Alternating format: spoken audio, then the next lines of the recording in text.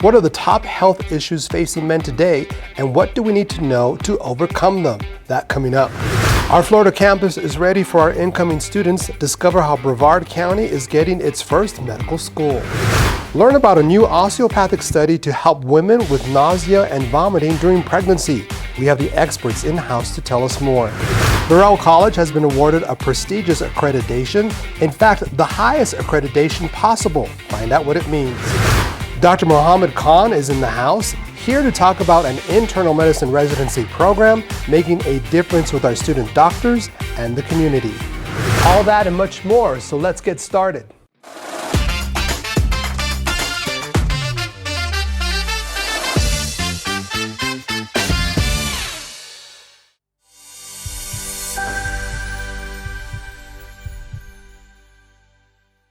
Hey everyone, welcome to the DO Pulse, a podcast about osteopathic medicine, community, and education. I'm your host, Sydney Alvarez. This podcast is brought to you by Burrell College of Osteopathic Medicine, and it's sponsored by Western Summit, LLC, proud supporter of Burrell since our inaugural year. Now, Burrell College just obtained the highest level of accreditation, reaffirming its compliance with all standards mandated by the COCA, the Commission on Osteopathic College Accreditation. Now, this 10-year accreditation includes not only the Las Cruces, New Mexico campus, but also extends to its new Florida campus in Melbourne. Now, COCA is recognized by the U.S. Department of Education as the accreditor of colleges of osteopathic medicine. Congratulations to all. Now, in other news, we just celebrated the success of our Florida Admitted Student Day. Attendees got a taste of campus life, speaking with faculty, staff, and current students. Here's their story.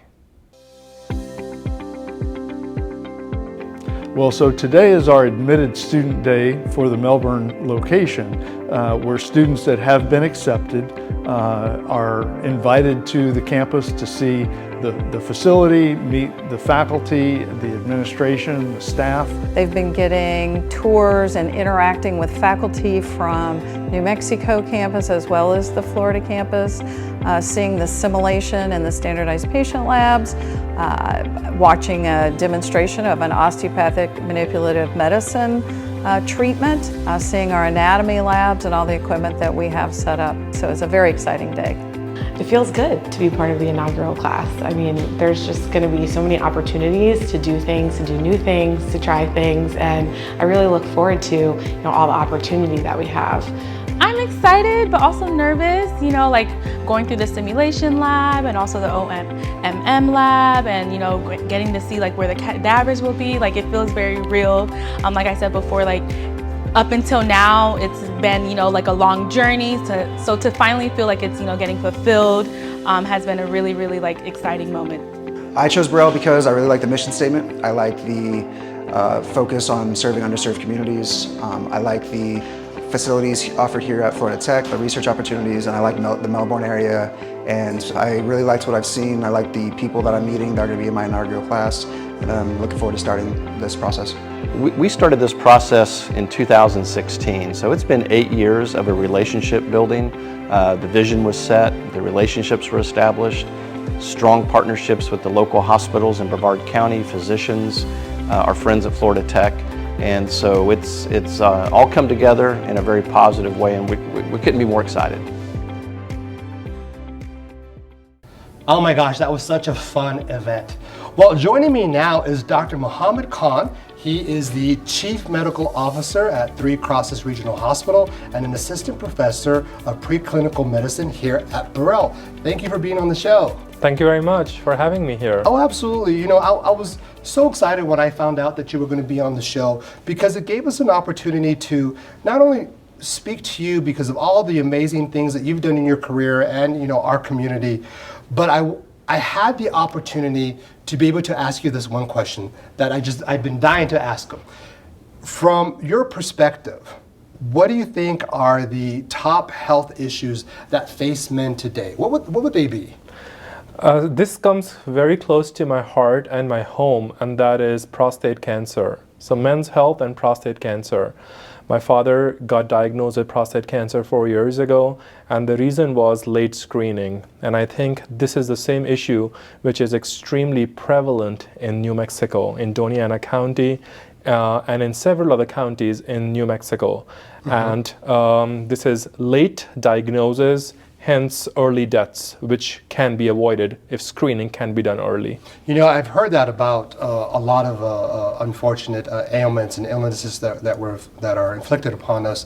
What does early screening entail? Is it a physical examination? Is it blood work? What does it entail? So it's just a very simple blood test, which is called PSA, prostate specific antigen. That's the best one we have at the moment, and men starting at the age of 40 can get that test done annually. And there is a range, and if the range is out of normal, then we can do further workup to diagnose the cancer early and prevent early deaths. So someone goes and they take the blood test, and if it tests a certain way, positive, I'm assuming, then there's follow-up questions, follow-up exams? That is correct. So if the test is high, you can repeat the test again to make sure it's accurate. And if it's persistently abnormal, then you can start with an MRI of the prostate, which it is very sensitive in picking up prostate cancer.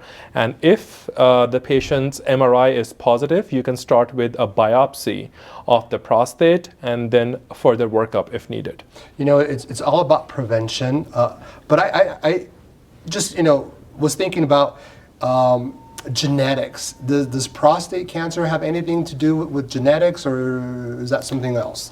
Yes and no, both. So prostate cancer can be hereditary based on your genetics, and it can absolutely be environmentally environmental contributions. Correct, yes. And all the unhealthy food we eat, the pollution around us, all these environmental toxins can lead to mutations in your DNA, leading to prostate cancer. For example, my father never had any family history. We have no family history of prostate cancer, no genetic abnormalities, and he got it.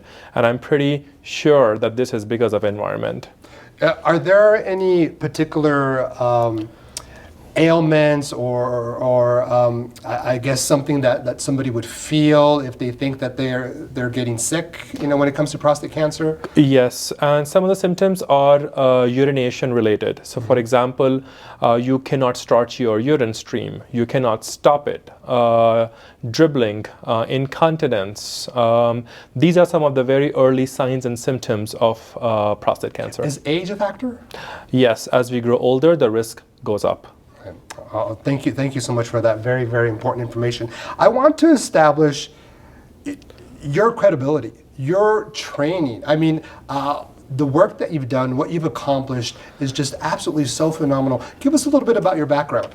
So I did my medical school from Pakistan, after which I came to the United States to do my residency in family medicine at East Tennessee State. So I am board certified in family medicine as well as hospital medicine through American Boards of Internal Medicine. And then I have my third board certification, which is American Boards of Health Care Quality Management.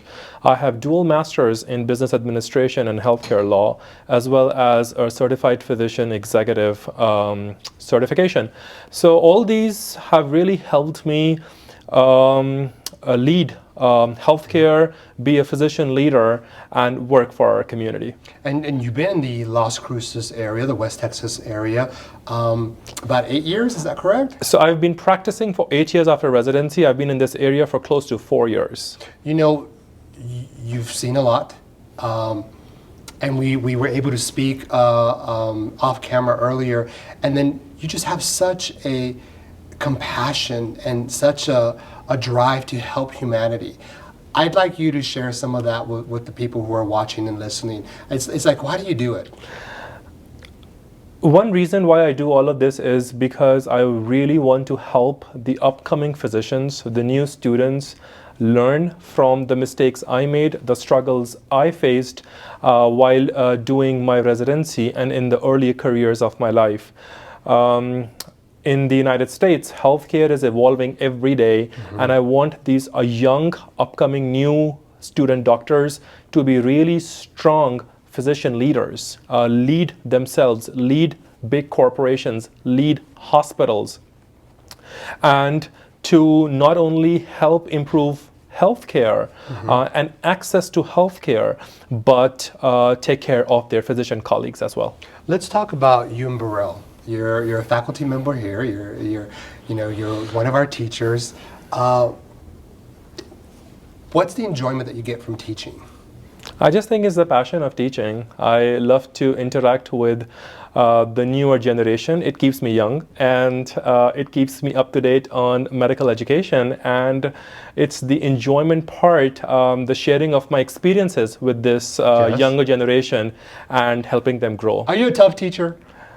Well, if you ask the students, they probably will say yes, but I take care of them. I'd rather have a tough teacher than someone who's just, going to let things slide, so to speak. I just want to look after them. I just want them to be extremely solid physicians once they graduate from Burrell. Absolutely. Now, tell us a little bit about what you teach. So for the first and second years, I am in the Department of Preclinical Medicine, which so I do a lot of PCP coursework, as well as teaching second years with their organ system courses, and then submission medicine. As far as third and fourth years are concerned, I am a preceptor in the community. So their general medicine rotations and their ICU rotations, they come to Three Crosses and they rotate with me and see patients. We spoke earlier, and I want you to tell everybody and tell me again about the medicine residency program that you have with Three Crosses. So we are in the process of developing this internal medicine residency program with an outpatient primary care focus. Hopefully, God willing, we'll start in 2025 if all goes well with our final application. And I think it's going to be a great asset for this community, for our medical school, for Doña Ana County, with the extreme shortage of primary care internal medicine doctors, which we have. All right, Dr. Khan. I need you to look at this camera right here. I want you to look at your camera, and I need you to tell all our current med students, share some advice. What got you through med school? What can you share with them? So I'll share a couple of advices with with all of our medical students.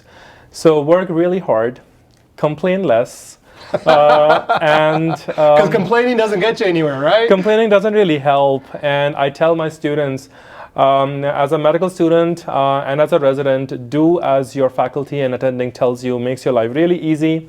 They only will tell you what helps you and benefits you.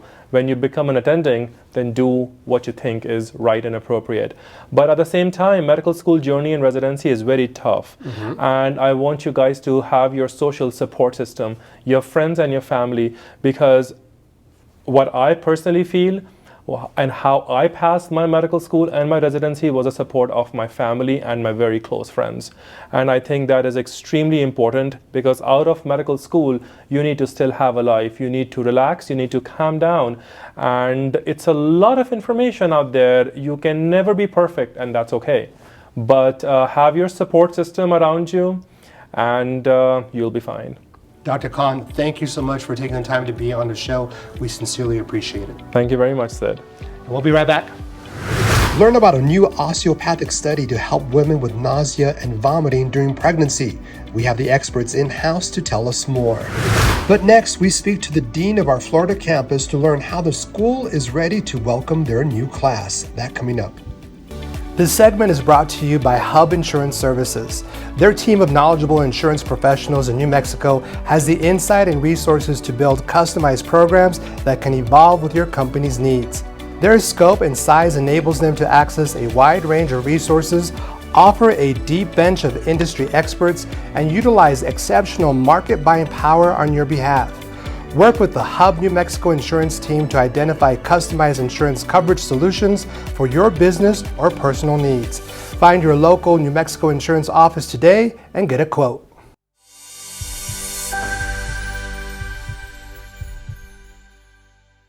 I got it! I got it! We're going to do that!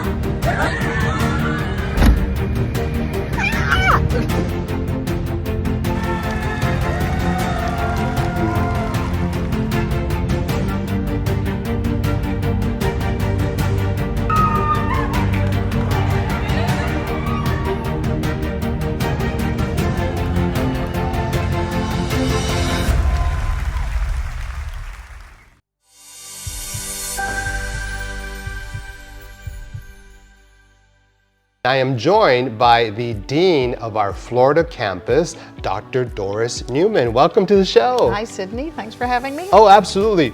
We're super excited. What a beautiful campus here in Florida. Tell us about the school here. So the Florida campus in Melbourne, Florida, we're on the campus of Florida Institute of Technology, which is celebrating their 65th anniversary in Melbourne, Florida.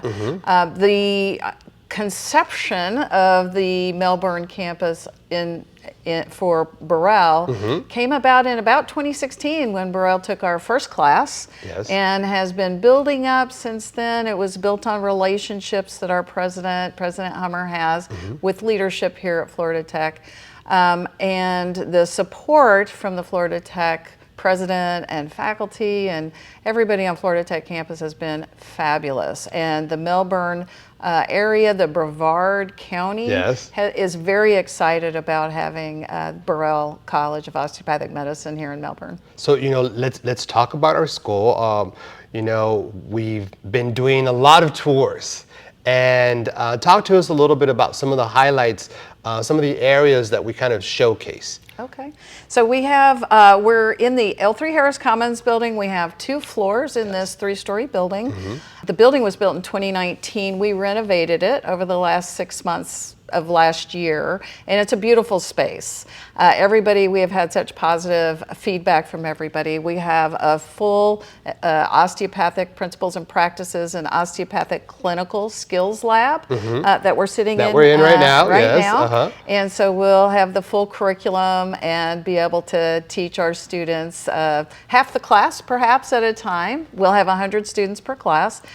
We also have a full anatomy dissection program. So that lab space is very beautiful and being outfitted still as we speak. We'll be having 10 human cadavers, and our students will be involved in a full year program of cadaveric dissection. And that's beginning in August, correct? The dissection, the students start in July. July 15th is our orientation week. But end of August is when we start in the musculoskeletal system with our first years, and that's when they'll start in the cadaver lab. That program will go for a full year. So as a student class moves to another system study, such as the cardiovascular system, pulmonary system, then they'll move to a new area and go back into the cadaver lab. So it's a well integrated, and actually our osteopathic principles and our clinical skills are integrated into those systems as well. Very much so. And we've had so many people coming in here, media, community leaders, and business leaders. And I just want to get this out as quickly as we can. When it comes to MD and DO, what's the difference? And how do we work together? So MDs and DOs are well integrated in the United States as fully licensed physicians. So in the United States, if you get a DO medical degree, you're equal in stature and training to your MD colleagues. And you see MDs and DOs working together. Internationally, most countries, if you have a DO degree, you are a non-physician osteopath. So that's very different. But in the United States of America, a DO degree is a medical degree. The difference is in osteopathic medical school, we really start from day one, helping our students understand the integration of body, mind, and spirit, and approaching every patient case from that perspective. So it doesn't sound very different, but it is very different.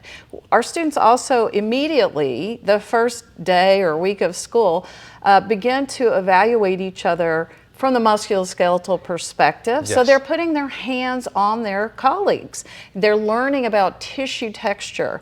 They're learning about what's called reflexes from the organs to the musculoskeletal system and back and forth through all those systems, so that they can not only feel what our central nervous system, how it behaves and how it informs our musculoskeletal system, but they learn the wiring. They learn the neurophysiological wiring between the organ systems and the musculoskeletal systems, so that you can use those palpatory experiences to help inform you about diagnoses.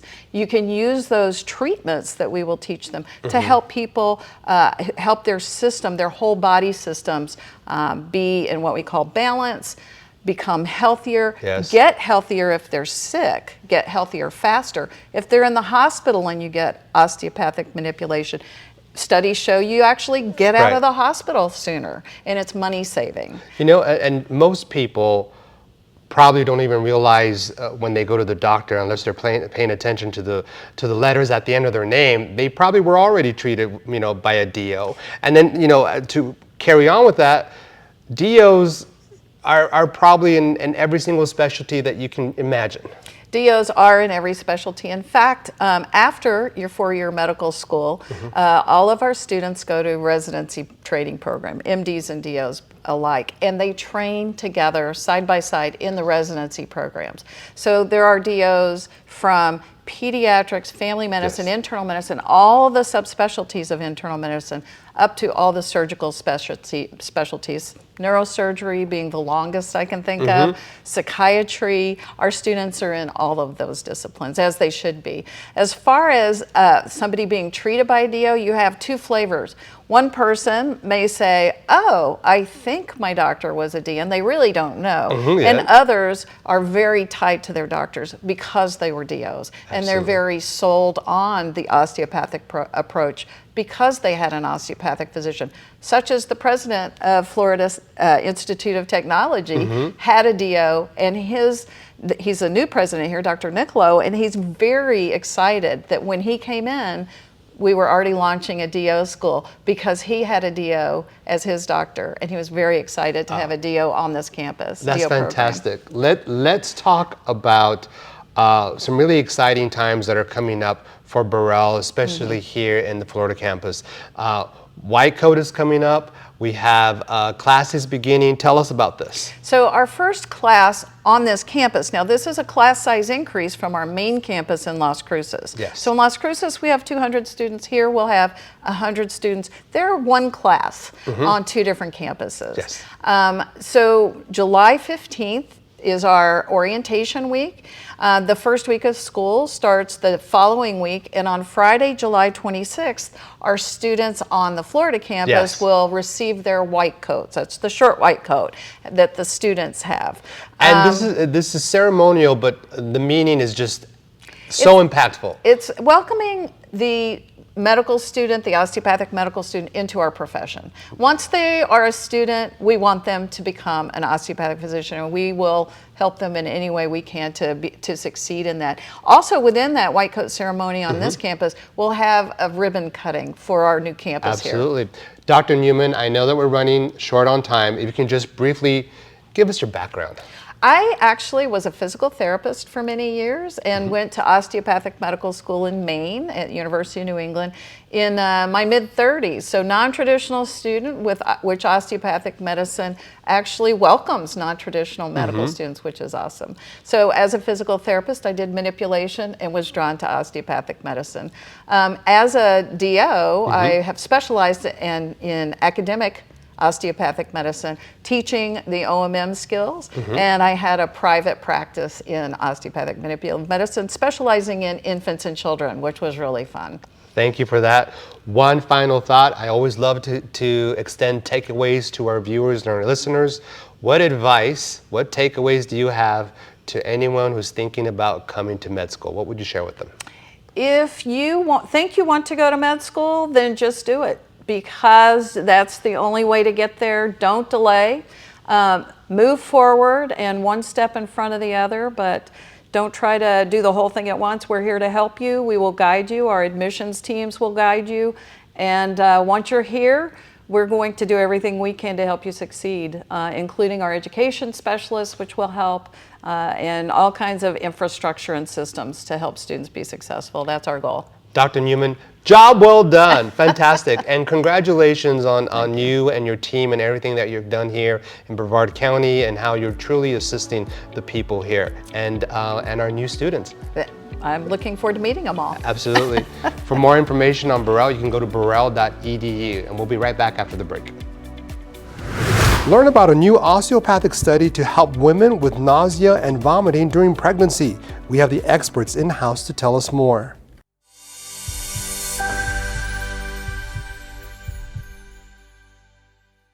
Your time is now, right here at the Burrell College of Osteopathic Medicine. We have a 99% graduate residency placement and more than 850 physician preceptors, plus a simulation department, gross anatomy, and research labs. We offer Mission Medicine, a community-based learning experience, with 2 campus locations, New Mexico and a 4th coming in Florida. Go to burrell.edu and apply today. And remember, your time is now.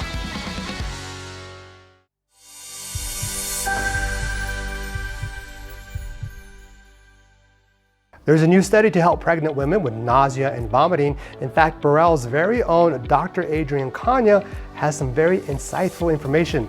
I got to catch up with her, and here's her interview. Thank you very much for that introduction, Sydney. I'm Dr. Adrienne Kanya. I'm one of the professors here in the Osteopathic Manipulative Medicine Department at Burrell College. And today I have some of my favorite people, Dr. Roshni Vijayakar and Dr. Brittany Fisher, to chat about our study. Why don't you start us off about what this study is all about? Absolutely. So my name is Dr. Vijayakar. We're lucky enough to be working with Dr. Kanya on a study addressing nausea and vomiting during pregnancy. Our specialty in our residency is osteopathic manipulative medicine, and if you're not familiar, that's a very gentle hands-on approach to the entire body. It doesn't usually involve medications, and we do a very careful diagnosis and treatment physically with our hands. And so that being our specialty, we wanted to do a study that would allow us to investigate some of the lesser known applications of this, such as how it can alleviate nausea and vomiting during pregnancy, because there just aren't a lot of really safe, effective treatments, unfortunately, for nausea and vomiting, and more than 80% of pregnant women actually suffer with this. Yeah, that's true. And having been pregnant before, I know how vital it is to have comfort. You know, there's very little chance that you feel great when you're pregnant. Some people say they feel better than ever when they're pregnant. Minority of folks. Exactly.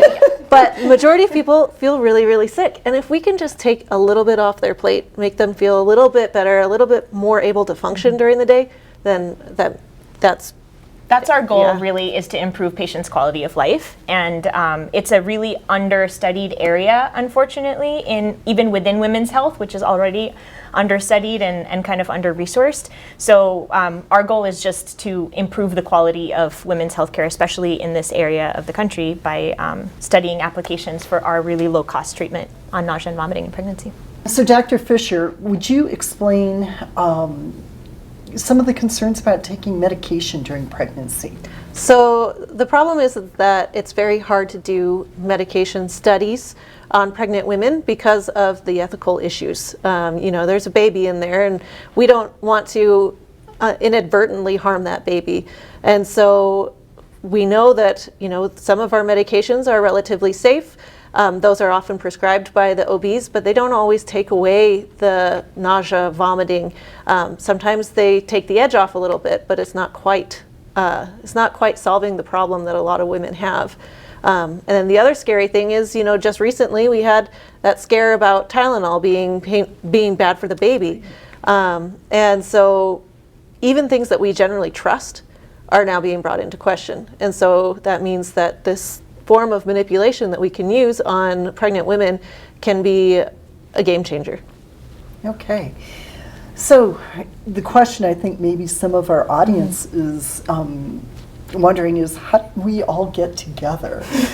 What is our relationship? Yeah, so Dr. Kanya, being the chair of the OMM department at Burrell, we have the privilege of helping do what we call table training. So we help out in teaching the student labs, because one of the key things here is that all the students at Burrell College and all the students at all osteopathic medical schools across the country actually learn this form of treatment.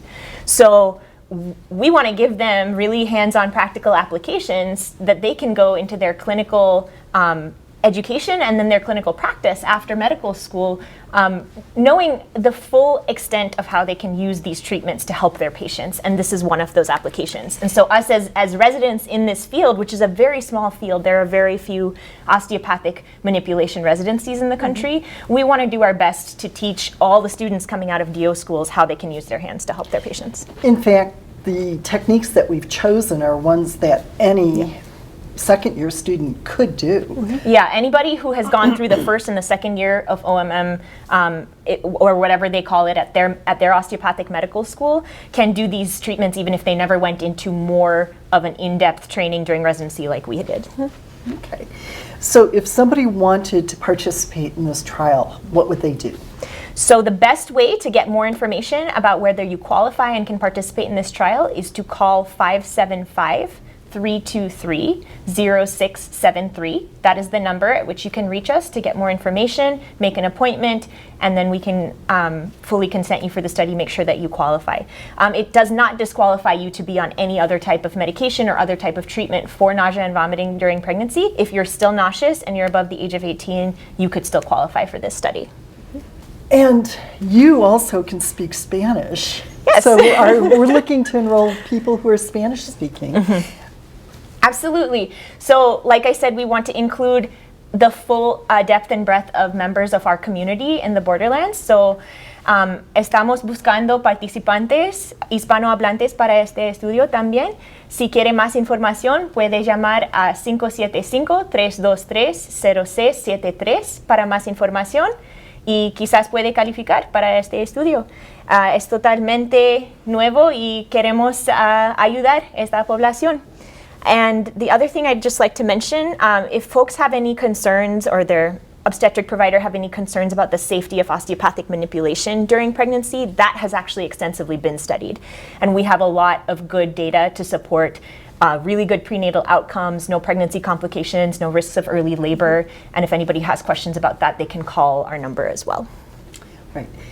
So one of the benefits of our relationship at Burrell College is that we get to work with doctors at Mountain View Medical Center and vice versa, so we're able to actually bring the educational piece and the practical application together, and I'm just really excited about this study.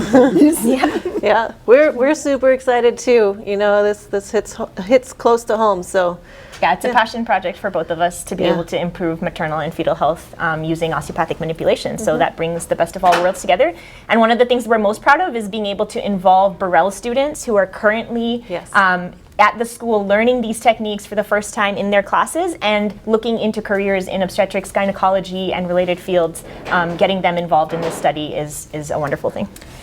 And I have to admit that because of my interest in research, the fact that I'm able to mentor you but also have the students involved is just wonderful. Absolutely. Once again, give us those numbers. Yes, 575-323-0673. 575-323-0673.